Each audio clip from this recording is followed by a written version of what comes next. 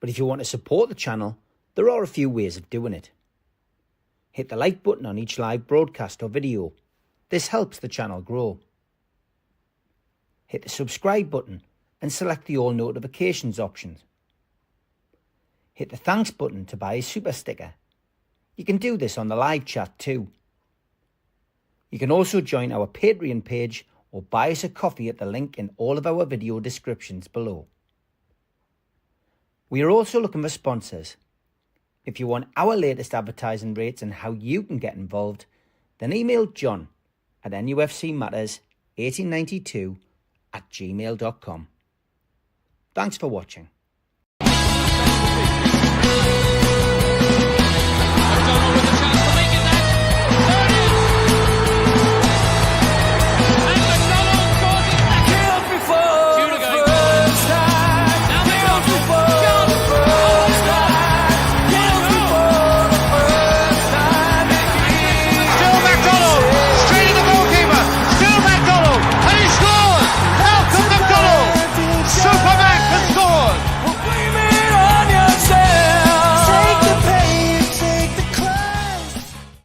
Good evening, welcome to NUFC Matters. Ask Gibbo. How are you, John? I'm very good, young sir. Despite the last result, I'm keeping the pecker up. Yes, you've got to, mate. You've got to. Newcastle, of course, lost against Aston Villa. We'll be looking at that with John in due course, and obviously looking ahead to the game against Ipswich this weekend. But don't forget as well, this is your chance to get questions in. I already see a few making their way into the chat, so keep them coming, and we'll address them in due course. But just want to comment on the press conference, the press announcement, that came out of Newcastle United today, Thursday morning. Newcastle United are delighted to confirm that Eddie Howe has returned to his duties at the club's training centre. Eddie had recently been hospitalised with pneumonia and has now returned to work after a period of recovery. And thanks supporters for their warm wishes. No other news other than that. No news as to whether Howe will face the media on Friday or be in the dugout on Saturday. I'm sure we'll find all of this out in due course tomorrow. But yeah, John, your feelings, your thoughts on the return of the Messiah, Eddie Howe? Absolutely delighted. I mean, we need everybody to have their hands on the tiller for a 5-game running, don't we? I mean, in as much as we wouldn't want to be without Isaac, or we wouldn't want to be without Tonali, we don't want to be without Eddie Howe. And it's great that he's back. And I think he surprised one or two on the side, one or two staff members when he turned up at the training ground yesterday. And, they weren't quite expecting him back as soon as that. They knew he'd got home, he'd got out of hospital and was resting at home. But Eddie, the minute he's resting at home and feels half fit, he wants to be back amongst it and taking the thing. And I think the result at Villa would make him more anxious. I don't mean he would lose faith in the Mad Dog and in Graham, because he wouldn't. They're very much part of his team. But he would just want to get his hands back on the tiller and get us all together, because it's a slightly different situation, isn't it? We were on a 6-game winning run. We lost at Villa. We thought that the run could always come to an end. We didn't expect it to be by 4-1. I think that was the thing that shocked us, that we were so overpowered and outplayed. But the other results went against us over that long weekend. I think Man City won away and then won again. So they won a couple of times, and Chelsea won, and Villa obviously got 3 points. So it's tightened up, and we've dropped from 3 to 5. And I think this is a good time to get it for him to come back. It is also the best match, in my opinion, that we could have, Steve. If you're going to lose at Villa and lose quite comprehensively, what do you want for your next match? Well, you want it to be at home, and you want it to be a team in the bottom 3, because they've had such an awful season that it should continue. So Ipswich at home's the perfect game for us, and I think. Yeah, I mean, that Aston Villa game, let's look at it. 4-1 defeat. We were never really at the races. And I guess Aston Villa reacted like Newcastle reacted after the cup final. They had, disappointment crashing out of the Champions League, but they bounced back admirably and did a job on one of their biggest rivals with their eyes on getting back into the Champions League. But yeah, they were just fitter, quicker, sharper. And I just think ultimately for me, John, it was the fact that we had an unchanged team, time and time again. It eventually caught up with the lads, didn't it? Yeah, I think it did. I mean, that was one of the major differences for me. I mean, I think what shook us a little bit was the manner of the defeat. If Newcastle lost 2-1 and been thrust and parry game, we would say, hey, that's showbiz, let's get on with it. But I mean, we were overpowered. Our much vaunted midfield was taken apart. And, we'd almost built Newcastle up, Steve, in our own minds, all us Geordies, to be almost invincible after 6 wins on the belt. We thought we had the greatest midfield in the Premier League, front three, scores a pile of goals, defence had shut the door, and then all of a sudden our front three get overrun. Tielemans run the whole show. Watkins absolutely exposed what's wrong with our back, which is what we knew about anyway. But yeah, it was one of those awful days. But one of the big differences, and you hit the nail on the head there, 7 successive games starting the same team. What does that tell us? Well, it tells us we've been winning, else it wouldn't have happened. But what also it tells us, we haven't got strength and depth, Steve, and that's the trouble. I mean, you look at their bench and you look at our bench, and their bench was full of big hitters, and we had Anthony Gordon. And really, that was about it, because anybody else will put on, whether that was Callum Wilson or whether it was Joe Willock or whether it was Miley or whether it was Kraft, they're good boys, but it's a drop in standard from those that have been in the team. Their subs, I mean, he put 2 subs on.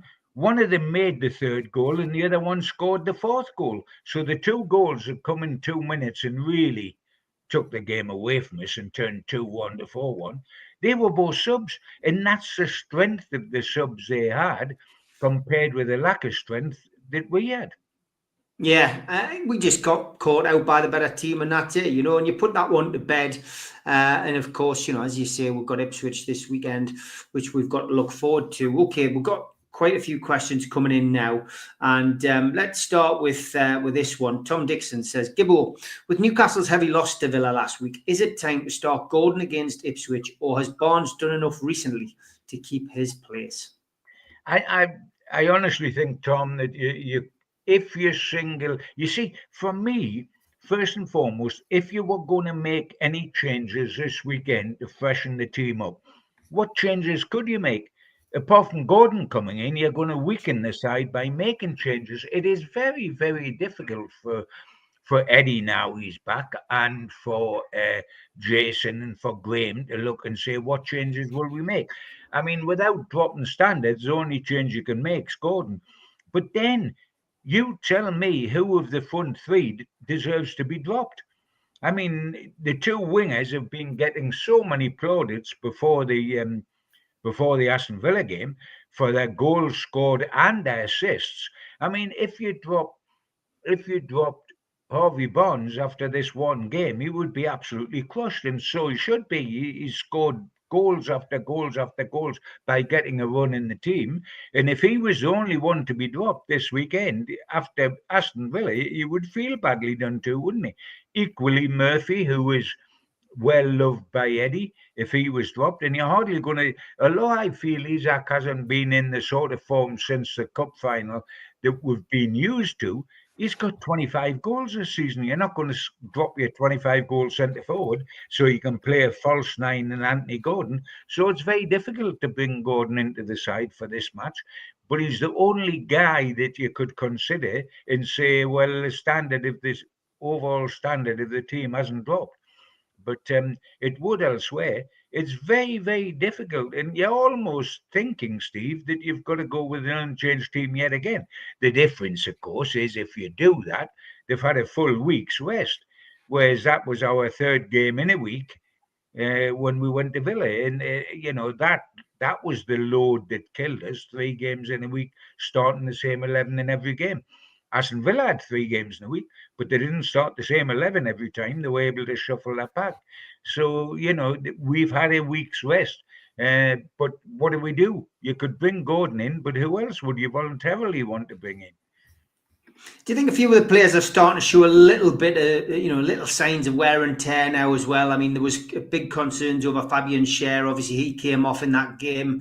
The word, in the Chronicle this week, I read something by Aaron Stokes, I think, this week in the Chronicle, was that he came off as a precaution. Tyndall took him off as a precaution, but he should be okay for the weekend.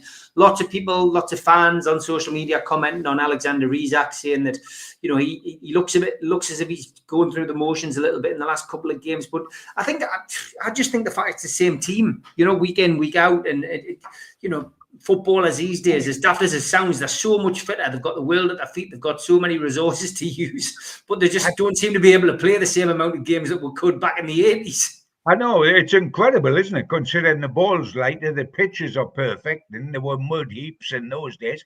But we played the same team, and one sub. Joe Harvey in one sub, and nobody ever said, "Are these boys tired?" or anything like that, or we lost because we played the same team. We played the same team all the time. It was quite incredible. I mean, Aston Villa didn't tell me anything I didn't know. What it did was confirm things I didn't know, i.e. we haven't got strength and depth, and i.e. we're 2 centre-halves lack pace. And really lack pace. I mean, we knew that anyway, but often teams aren't in a position to take advantage of that. If you drop off Fabian Schär and give him space, he looks like Beckenbauer, doesn't he? He strolls with the ball, he brings it out the back, he looks up, see who's where, walking with the ball at his feet, and then pings it to somebody. Terrific. However, if you get at him, and the same applies to, but if you get at him, then he's a different kettle of fish. He doesn't like himself to be ruffled and hustled, and also he then worries that if somebody's going to go beyond him, he's not going to be able to catch him.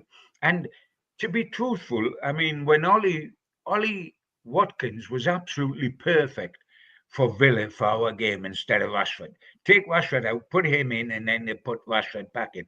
But I mean, Ollie, we go man for man at the back, and Ollie Watkins loves that because he loves one man on two. He can concentrate on that. He knew he was taking Shaw for legs all day long, and he ran past him as if he wasn't there, and he runs from right to left when he attacks, which put him on to Trippier once he'd got past Shaw, and he killed both those guys. I mean, both those guys looked what they were.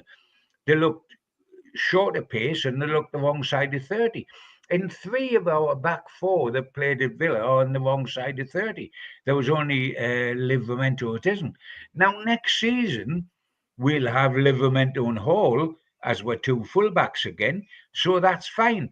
And the point is, the right-sided centre-half that we'll buy in the summer, and we will buy in the summer, the one essential is he's got pace. Because now the troubles we had, because big quality sides will do what Aston Villa did, and quality sides in Europe, they'll run our centre halves.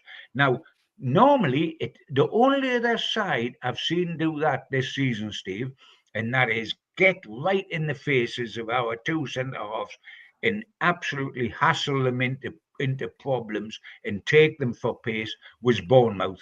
Bournemouth did the same hatchet job on us up here. And what was the result? We lost 4-1. What was the result of Aston Villa? We lost 4-1. Now, I don't think we'll have the same problem between now and the end of the season, because we're not playing sides with that pace or that intensity. Certainly, Ipswich will not provide the problems for Shaw or for Byrne or for Trippier that Aston Villa were capable of doing. And as for Shaw going off, I think he went off with a twisted sock because he was that busy twisting round to find out where Ollie Watkins was. I mean, bless him, he's done that. He's gone off before with a twinge, but hasn't missed the next game. And I think he will be there on Saturday. And certainly, even if Delap starts, and he hasn't the last two games, he's only gone on as a sub because he's got a rib injury, which is a very painful injury. But even if he starts, he's not going to run away from Shaw. That's not his strength. His strength is he's physical and he's powerful, but he's not going to run away from Shaw, which is what Ollie Watkins did. No, definitely not. Got another question in about the game as well. It's from Alan Thompson. He says, Stephen John, I think it's more the mental side of the game today. He's going back on about that. He says the pressure on the players today is massive, social media, etc. Do you not buy that excuse? So, yeah, are the mental challenges more different, John? I mean, I think the social media side is, my opinion, it's absolutely frightening. And it's absolutely cruel. And because the players, you see, it's easy for me or someone of my age to switch off from the social media thing and ignore it and not take any notice of the trolls who were sitting at home. And I don't mind criticism, either of me or the footballer. That's part of life's rich pattern. What I dislike is when it gets very personal. But players are young men and they spend their life on their mobile phones, don't they? And they spend their life trawling down the mobile phone and finding out what all the fans say and getting absolutely killed by it. And I can understand that because there's a difference between saying somebody lacks pace at the centre of the defence or somebody had an off game. There's a difference between that and telling people they would die or leave the country or, I mean, it gets beyond reasonable sort of thrust and parry and gets very, very very, very personal. And I do think the point that guy made is a decent point. It was certainly players in the 70s and 80s didn't face what today's players face on the social media. And so the mental pressure is a fair point. I think it does come into it. It oughtn't to, but it most certainly does.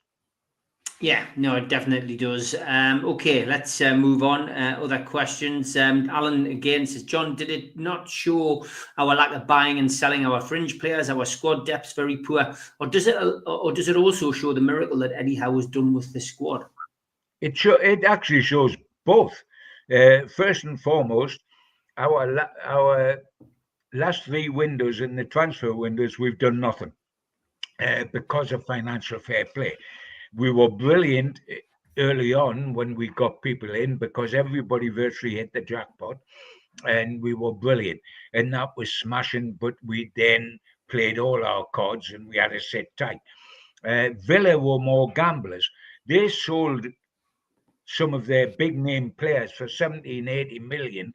If you remember the guy that went to Juventus for Lloyd Kelly. Yeah, and then the guy that went, Duran, who went to Saudi for 70 million. What they then did was reinvest that in a couple of players and use the the loan market to get in at least the guy for Inter Milan and Rashford. We tended to do none of that. We never sold anybody of consequence to make big money. We were very reluctant to move people out, mainly because Eddie didn't want to move people out because he loved them. He just wanted to bring people in. The market's no longer like that. You've got to move out to bring people in. We moved nobody out, so we brought nobody in. We never exploited the loan market in the way they did with Rashford, etc., etc. But it'll be different this summer because we have got the money, we have kept our powder dry, we can do things. But we've got to sometimes face selling at a decent price to be able to bring people in. And I think we've been in a bit of a straitjacket. Financial fair play, most certainly, but also Eddie, bless him, who's so loyal to players and thinks everybody's wonderful. And if somebody's good in the dressing room, as one of the leaders of the group, he should have a contract for eternity. You know, and I'm thinking if Callum Wilson and Jamal Lascelles. Well, yes, they might be a good voice in tub thumping in the dressing room, but I mean, are they worth the huge wages and taking a peg in the dressing room just for that? And you know, I'm not certain that that's so. You've got to be a bit more ruthless now. And if you don't get people out these days, you don't get people in. No, you definitely don't. Talking about people in, Denise wants to talk about a potential signing. She says, Gibbo, what's your opinion of Delap? I said a couple of weeks ago on the Three Amigos, I like Delap. Today, Delap is rumoured to fancy us as well. Would Gibbo have a proper look at him as potential transfer? You've got to. It's 30 million. You've got to. Because how many quality strikers will you get for 30 million these days? Newcastle United believe that he would not just be an alternative for Isaac, i.e., like Wilson is now, to come in when you want to rest Isaac or come on after an hour as a sub. They actually believe that the two can play together.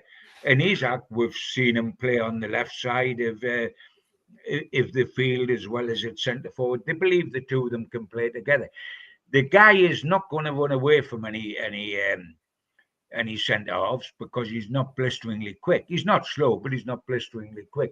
But we've got quickness in our front three.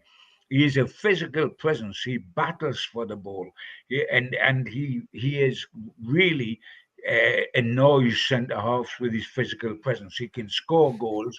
He's been brought up the right way. He was part of the Man City academy, and I think he would do a very, very good job for us, and I think he's got to be given serious consideration. And if you take value for money, and we're not going to pay £60 million for a centre forward because we did that for Isaac, then we're not going to buy somebody at the same price when we've got Isaac. But at 30 million value for money, you're not going to do much better than Delap.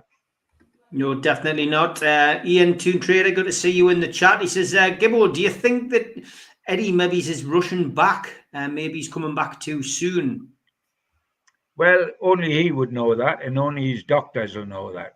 I mean, I'm relieved that he has come back. I've got to. He would shunt at the bait. He would come back before time if he was allowed to. I hope he's listened to the doctors and everything because we don't want to relapse, and his health is most important. He's been away quite a while. It depends how bad the pneumonia was. I'm pleased to see him back. I hope he's not taking risks. I'm certain the club doctors would be putting reins on him if he was coming back too quickly. Certainly, how he was yesterday, today, and tomorrow will determine whether he'll be in the dugout on Saturday. I think he's certain to be in the dugout.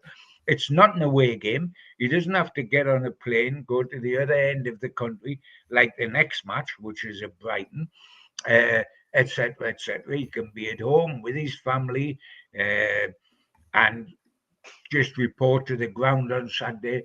It is good that he's coming back for a home game rather than an away game. He's always liable to do it too much, but that's his strength and his weakness, isn't it? But we've got to trust that he knows what he's doing and he's feeling good enough to be part of it.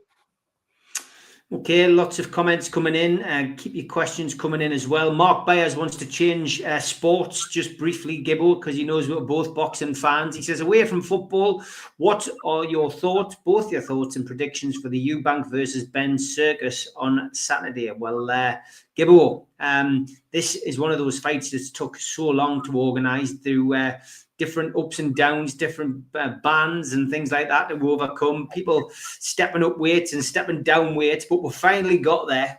Although I've got to be honest, I don't think it's worth 20 quid and pay-per-view for this fight, but no. Sure, there'll be lots of people buying it at the weekend. I think what I'll say is this: they're not their dads. You know what I mean? Their dads. Their dads was. Go on. You've just taken the words out of my mouth, Steve. I mean, you know, if somebody says to me, Eubank v Ben, I would say absolutely sensational. Wasn't it wonderful? These two sons, God bless them, they've had careers, etc., but neither of them's their dad.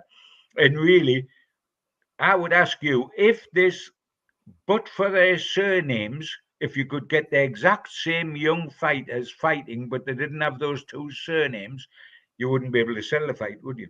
No, I mean, for me, it's a non-event, and it shows you sometimes boxing, and you've been around a few more years than me, John, but you and I both share the passion for boxing. I've been involved as a promoter, I've been involved as a manager, after coming from the unlicensed side of things, and for me, this really shows you that boxing's struggling at the minute at certain levels. I think the sport's lost its soul a little bit at the minute. And as much as I like Saudi ownership for Newcastle United Football Club, I don't enjoy the Saudi involvement in boxing. Certain people are making lots of money out of that. It's killed the game for me. Saudi is not Las Vegas. Sorry, it's not it's not the same. And I do think as well that the rivalry almost between the promoters, Warren, and Eddie Hearn, actually made boxing at times, because there was a squabble to have the best fighters in their camp. And I just think, this is crazy. And Steve Hasty's just pitching in there. He says the WBC's just sanctioned the winner of Ben and Eubank becomes #1 contender to face Canelo. I mean, that just tells you where we're at with boxing. It's just shambles. It's a nonsense. And we're in a huge dip in this country, having gone through the Joshua years that were when he was undisputed world champion. I'm talking about, and then into Tyson Fury. Joshua's a pay limitation now. He's well past his sell-by date. Tyson Fury's retired, and I don't think he'll come back again. What have we got that sells box office? We're not anywhere near what we are, and so therefore we've got Ben v Eubank, haven't we? Junior v Junior, and trying to make a song and dance about it. And believe you me, as we both know, and it is a sport we love, but nobody makes a song and dance about bugger all as much as boxing does. And boxing's brilliant at that. They'll whip up, a fight between two flies who are out on the wall of the patio doors, and make it sound as if it's the greatest fight there's ever been. Geordie Tune for Life says, I must be 105 with all the jobs I've had. Have I ever been a milkman or a binman asking for a friend? No, mate, I haven't. 2 jobs I haven't done, Geordie Tune for Life. So hopefully that takes us back to the 99 mark, at least. John Spence says, hi, Steve and John. Is it true if Juve don't make Europe this season, Lloyd Kelly will have to come back to St James's Park? Yeah, it basically is. There might be other conditions because they never, ever, Newcastle or Juve, these days don't tell you the ins and outs of a transfer deal. But one of the conditions was that if Juve made Europe, they would have no alternative but to buy Kelly for the money, the 20 mil we've talked about. Now, if I was them, I would probably be quite keen not to make Europe under the circumstances. But I mean, no, let's get that deal over the line. Please make Europe. We don't want Kelly back. I'm not having to go at the boy. We didn't have him for long. He could turn out to be a world beater if he came back, but I wouldn't, put too much hope on that. And where would we play him? Hall's going to play left back. Livermento's a better left back than Kelly. And we've got Botman to play left-sided centre-half with Burns, so we don't need Kelly. So let him stay at Juve. That would suit us fine. But there is a problem if they don't make Europe. Okay, Christopher. By the way, sorry, Steve, that's at any level. We're not going Champions League here. If they make the Mickey Mouse, then yes, that's fine too.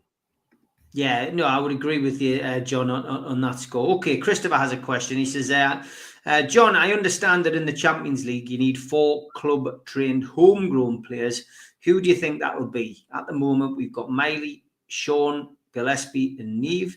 Does Lewis Hall count? He says, thanks. And he says, I also believe the rules are the same for Europa League too. Correct me if I'm wrong. 8 homegrown nationally and 4 of them must be trained by the actual club. The homegrown rules, an interesting one, because Newcastle had to take that into the circumstances when they got into the Champions League last time. Now this will be 2 seasons really since we've been in it. So I'm just going to double check the homegrown rule in the Champions League definition. UEFA defines locally trained or homegrown players as those who, regardless of their nationality, have been trained by their club or by another club in the same national association for at least 3 years between the ages of 15 and 21. So that's the actual ruling, and that's straight from the website. The rules for homegrown players in the Champions League. What is the homegrown quota in the UCL? No club can have more than 25 players on list A during the season. At least 2 must be goalkeepers. On top of that, 8 of those 25 players must be locally trained. That means that at least 4 players must have been on the books of the club for 3 years between the ages of 15 and 21. So that's it, John. Before I asked you the question, I just really wanted to clarify the rules. So that is going to change Newcastle's mindset, isn't it, if they're in the Champions League? Well, yeah, to a little bit. It's too late to change your mindset now, because you've either got players that qualify or you haven't. I know what you're talking about. You could say, well, in that case, we'll give Gillespie another contract, and he probably will get it to sit as number 4 in the goalkeeping pecking order, and if necessary, you end up keeping Longstaff. Miley will count, etc., etc. We'll get round it okay.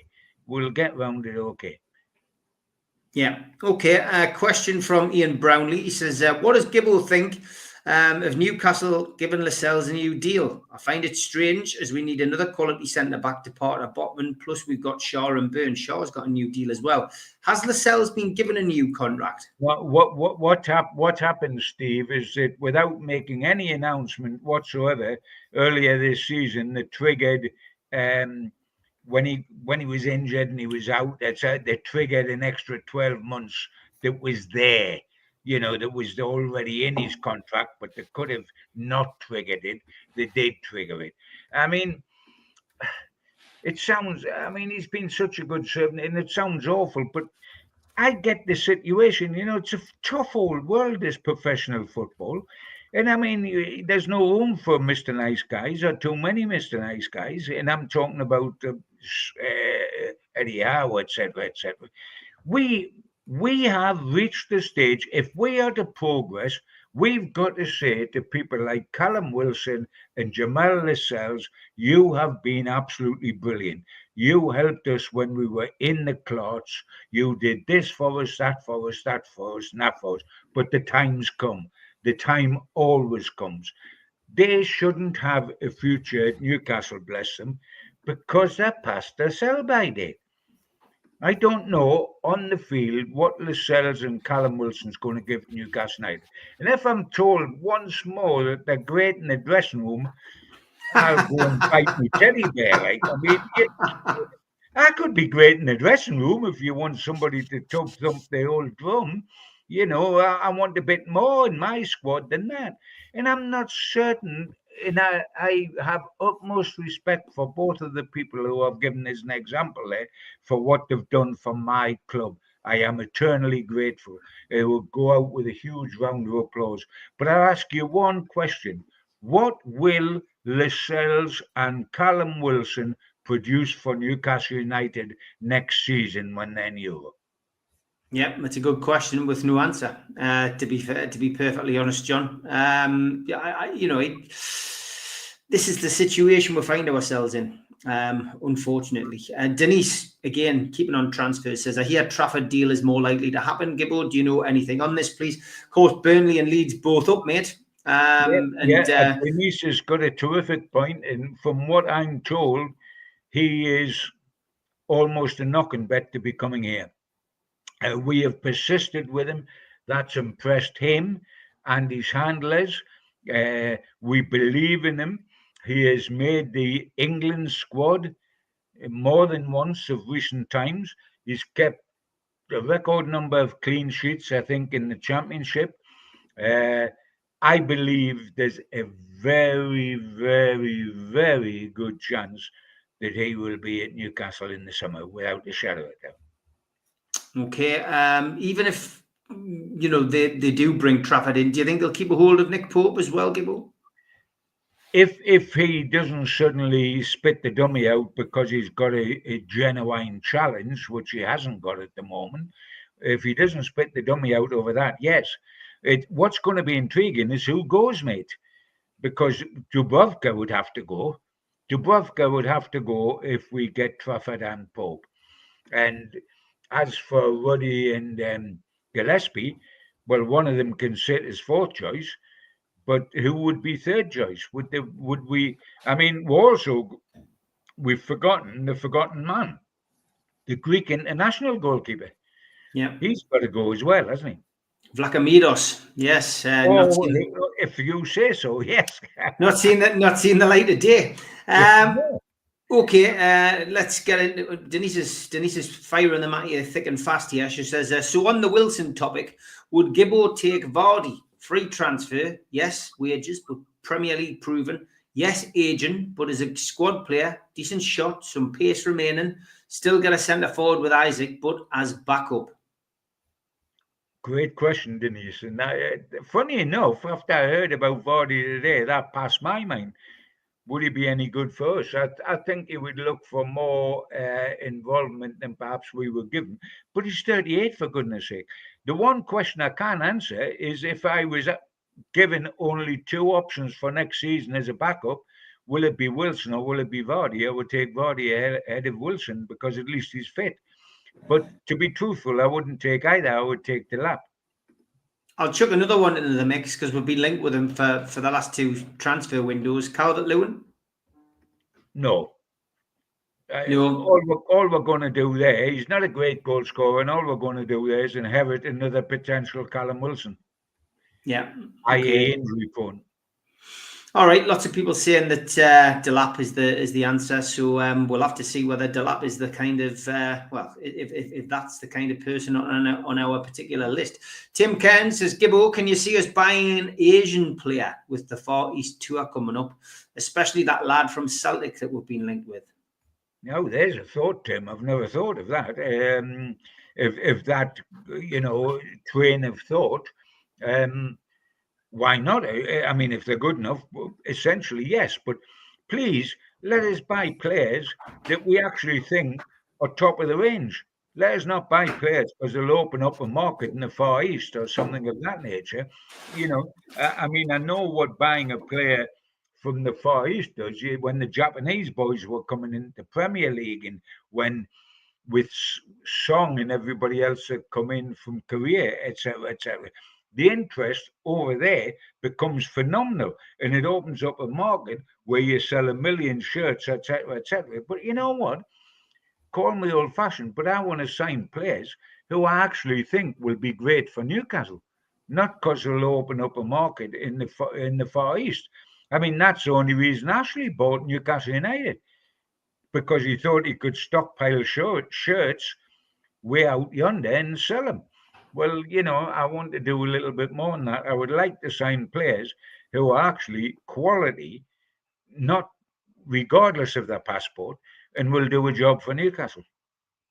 We need young, ambitious players with something to prove. Would you bring in Dean Huijsen? Good player. Good player, absolutely, yes. The difficulty, Newcastle have got to decide how they're going to spread their pennies. How much have they got to spend this summer? Is it 100 million? Is it 150 million? Is it 200 million? Then how do you spread it? How much on a centre half? How much on a right winger? How much on a centre forward? How much on a goalkeeper? And do we boost that total by selling some players that'll produce some money for us? They've got to decide which route they're going down and how much money they're willing to spend on one given player. I mean, Isaac's our biggest buy ever at the 60 mil. Will we do that again? Maybe we will. but they've got to sort it out. But don't buy one player for huge money and then say, well, we've exhausted my transfer kitty, because that's not going to help with. We are guaranteed to be in Europe next season, Steve, at very least in the Conference League. So we're going to be in 4 competitions next season. If you look at our squad, we are talking about we can't make changes against Ipswich because the squad isn't deep enough. Yeah. What the heck's going to happen when we're in Europe as well? We've got to get at least 4 players in the summer. Not one big hitter at 60 million or 70 million and that's it. We've got to get 4 players in, minimum 4 players. Tyler Diblin is Stephen Kennedy's question. Are we still interested in him, do you think? 29 matches he's played this season, scored 2 goals. Not a bad little turn. And Newcastle, of course, got a history of doing business with Southampton as well. Yeah, we are interested in him. He is one on the pecking list, without a shadow of a doubt, and would be a good signing for us. Again, it's a matter of there on the inside. It's a matter of saying, well, right, we want Delap. Realistically, can we get Delap? Can we hold off Manchester United, who need a centre forward so desperately? Delap is on their list. Can we hold him off? And then we go on from there. Centre half, do we go back in for Geary? Do we look at somebody else? Goalkeeper, is it going to be Trafford, or do we lower our standards? I don't think we will lower our standards, because we're looking for a goalkeeper that will potentially be the number 1 goalkeeper, not the backup guy, which the centre forward will be. Although if we got the lap, there would be a significant switch in play so that Delap and Isaac could be in the same side. Paul Patterson says, off topic, but is Gibbo worried about the return of Botman? 2 cruciates certainly worry me. It certainly does worry me, Paul. I'm waiting with fingers and toes and everything else crossed. It is not that easy.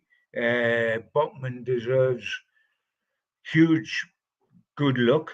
Every Geordie will be wishing him that, because we know how good he is. 2 cruciates ain't good. It doesn't mean you can't come back, but it makes life more difficult. And yes, I'm concerned for him. And he may be on the bench this weekend. It depends. That would be nice, but he would be nowhere near starting. But I want to see him as a plus, because he has had a tough old time of it, and 2 injuries like that aren't good. Ian says, for me, Gibbo, we need pace at right centre back more than anything else currently. What's your thoughts on that? Right centre back, without a shadow of a doubt. I mean, if we're going to keep Byrne, and for goodness sake, he's become an England player this season, as well as heading that great goal at Wembley, so I think he's going to stick around.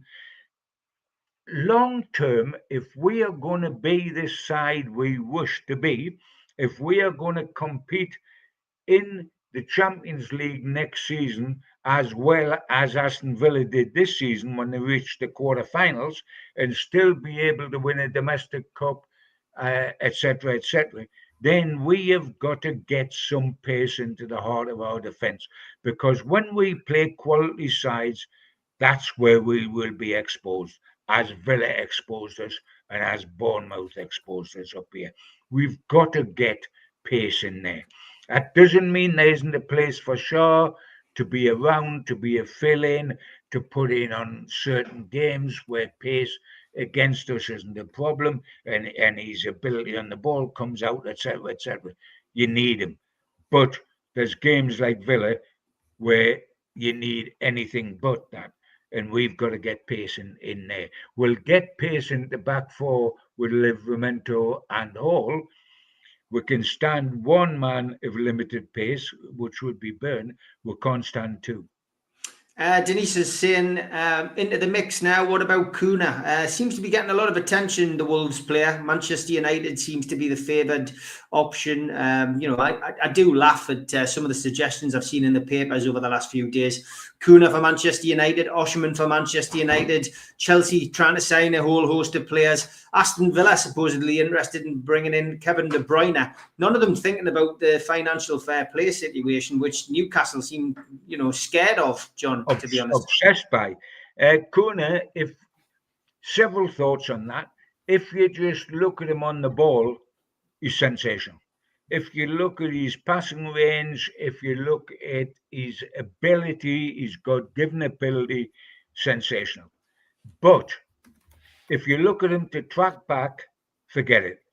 He'll always run that way, but he'll never run that way. He'll never run over his shoulder back to do any dirty work.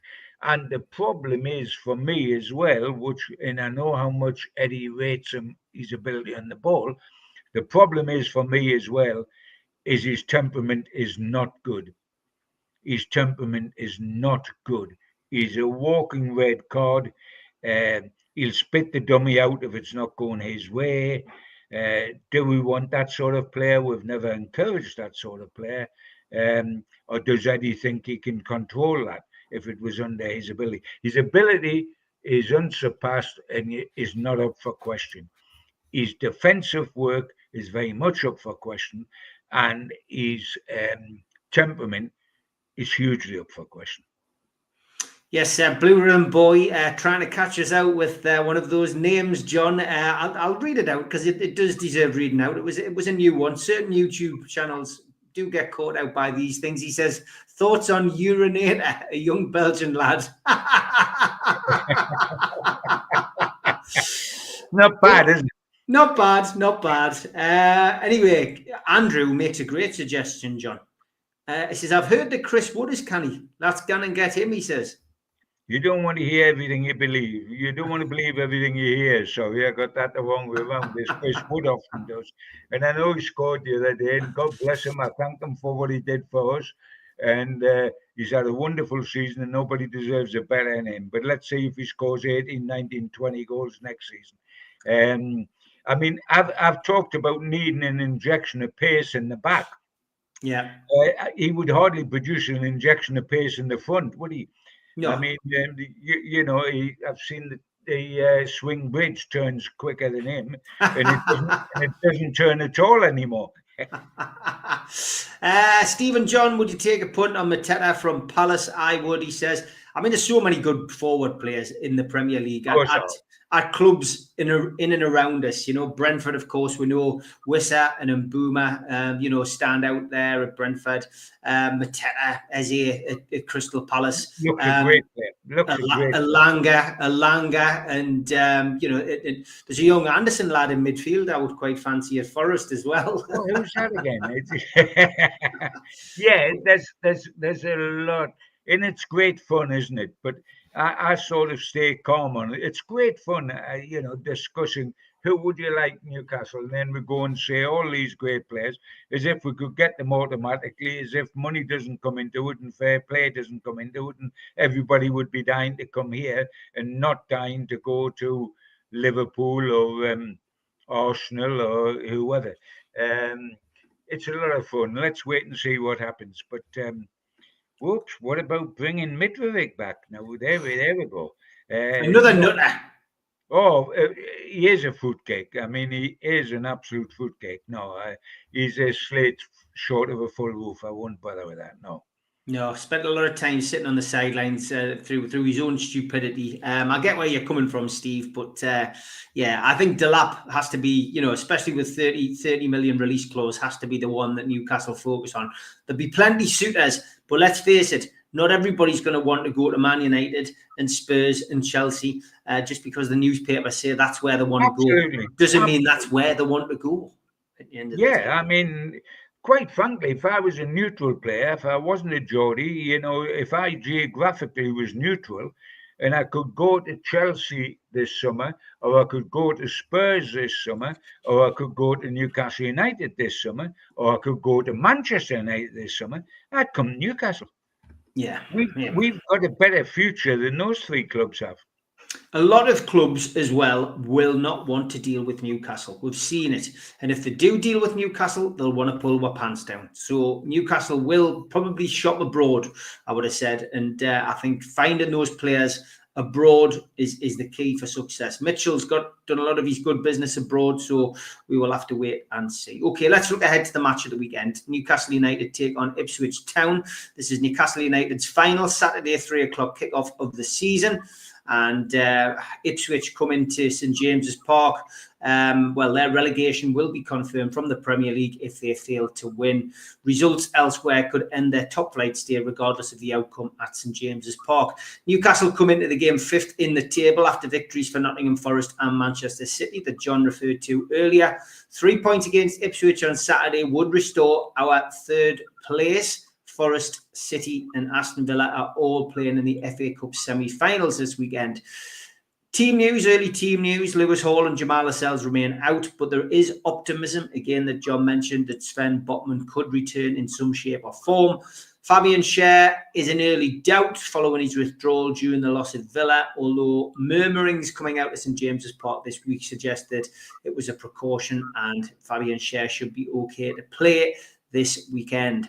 Ipswich Town, Sammy Schmodix, Calvin Phillips, Ariane Muric, Amari Gerard Hutchinson, Jaden Philogene, Chidozie Ogbin, and Wesley Burns are all unavailable. Connor Townsend and Nathan Broadhead are both doubtful as well. Ipswich are set to be without Leif Davis after the Toon supporting defender was red carded during Sunday's 4-0 defeat at the Kieran McKenna's side have won 3 times on the road this season in the Premier League, winning at Spurs, Wolves and Bournemouth. They've also managed 5 away draws, taking a point from their visits to Brighton, Southampton, Fulham, Aston Villa and from Chelsea. Ipswich Town's only clean sheet away from home came in the 0-0 draw at Brighton, which was way back in September last year. The referee, Michael Salisbury, it's his 2nd Newcastle game of the season following last month's 1-0 Premier League success at West Ham. And on VAR, it is James Bell. Don't forget as well that the Food Bank will have their usual stall and bucket shakers in and around Strawberry Place, and any cash donations will be doubled by NUFC director Jamie Rubin once again. Bruno Guimaraes is 1 game away from completing 150 league and cup appearances for Newcastle this weekend, and Harvey Barnes is 1 appearance short of reaching a half-century of Premier League games as a Magpie. Following the 4-0 win at Portman Road, Newcastle have the opportunity of getting their 7th Premier League double of the season, having already taken 6 points off Spurs, Wolves, Southampton, Nottingham Forest, Leicester and Manchester United. And the last time we played Ipswich at St James's Park, it was a resounding 3-0 win. Perez with 2 goals and Matt Ritchie, the original owner of the Magic Hat, with the goals. So, John, this really is a blessing, I think, for Newcastle after the Aston Villa game. For us, a chance, hopefully, to get the goals back that we lost against Villa and to have a comprehensive win. Oh, without a shadow of doubt. And it must be. I mean, if you look at the 5 games we've got left, this is the easiest. And I use the word easy with a smile on my face because Eddie Howe tells me that there's no easy games in the Premier League. Well, there is. Playing the bottom 3 is quite easy, or it ought to be. And we won by a landslide at Ipswich, and we ought to do the same up here. They know they're going down. They've known they're going down for a while. This game will confirm that. In fairness to them, they've shown more bottle than Leicester and Southampton, who are going down with them. They've never absolutely been slaughtered week after week after week in the Premier League. But they're well short. They're well short of what it takes to stay up. I mean, and for me, it is the ideal game to come after Aston Villa. If you want to recover from Aston Villa, this is the game to recover. We've gone down to 5th. That is the last position you can end up in that makes the Champions League. And I've got a feeling that we might finish in that position at the end of the season. But that would do us. We would be in the Champions League and that would be fine. In the meantime, we do steal a march because 3 of the sides, Villa and Man City and Forest, are playing in the Cup this weekend. So we can't temporarily at least go up to 3rd. And I mean, I think it's just a matter of what the scoreline's going to be. Don't get me wrong. You've got to have the right attitude. You've got to go into the game with the right attitude. But you know what? The result last week will guarantee us having the right attitude. If we'd won against Aston Villa, we could go into this with a feeling that we just kick off and an hour and a half later, we've got 3 points and get caught out. We will not have that attitude having got cuffed at Aston Villa, because we know that there's only 5 games left. The points are absolutely crucial, and this is the best opportunity for 3 points. So I believe we'll have the right attitude, and if we have the right attitude, we win. It's just what the score is. I'm going to be conservative and be a little easy on Ipswich because of Bobby Robson, and I'm going to take 3-0. But I wouldn't be surprised if it's north of that. But, we all got carried away with Aston Villa and predicting all sorts of scorelines down there that didn't come true. I would settle for 3-0 on Saturday. Okay, I'm going to go 4-0, John. I'm just going to go 1 goal more. But yeah, I think Newcastle will have a big win at the weekend, get back to winning ways, and get myself back into 3rd place for the weekend. As always, John, absolute joy to have you on the show. Looking forward to speaking to you next week, mate. And just a little update on Malcolm, just speaking to Gibbo before the show. No update. All is the same. He's still waiting for the operation. So as always, we will pass on your well wishes, everybody, and we'll hope that there's a little bit of help for Malcolm around the corner. But we'll be back next week. Take care, John. Take care. Enjoy the match, my friend. I think we will. Big thanks to all our sponsors. Skips and Bins. Say hello to low-cost waste disposal with pay-as-you-go and contract waste management. Their website, skipsandbins.com. Contact them, www.skipsandbins.com/contact. Big thanks to Mr. Vicky's Sauces, handmade in Cumbria. Their website, mrvickies.co.uk. Email info@mrvickies.co.uk. Telephone 01768 210 102. Thanks to our fanzine sponsor, United Group Travel, UK Coach Holidays. There are no strangers on our tours, just friends you haven't met yet. 2 crew, driver and courier, local family company, 3-star plus quality hotels, no interchanges. Hot and cold snacks and drinks available on the coach, all excursions included. Their website, www.unitedgrouptravel.com. Email beverly.ugtl@gmail.com. Telephone 01670 632 460 or mobile 0791 666 4174. A big thanks to Media Arts for all the technical side of things. And if you want to listen to us as a podcast, you can find us on Sport Social Podcast Network. We're also available on iTunes, Spotify, and other podcast providers. If you want to support the channel, then hit the subscribe button. We still do 7 shows a week. Hit the like button, which is the thumb underneath this video, and click share to your social media. You could also take out a monthly membership or an annual membership at nufcmatterspodcast.co.uk. For the lifetime membership, you can pay £25 and get a pen, a beer mat, a fridge magnet, a badge and a keyring and your membership card, and entry into the monthly draw. Some events coming up: 27th of June 2025, the end of season party. Beresford, Howe and Watson will be at the Tyneside Irish Centre with Joe Allen in aid of North Tyneside Age UK. You can get your tickets for that one from nufcmatterspodcast.co.uk or from Voucher. No Covers takes place at the Clooney. That's on the 29th of June, midday till 3:45, and tickets are £10 from theclooney.com or newcastlelegends.com. Northern Horizon, a Blake 7 convention, takes place on the 9th of August, 10 till 4 at the Tyneside Irish Centre.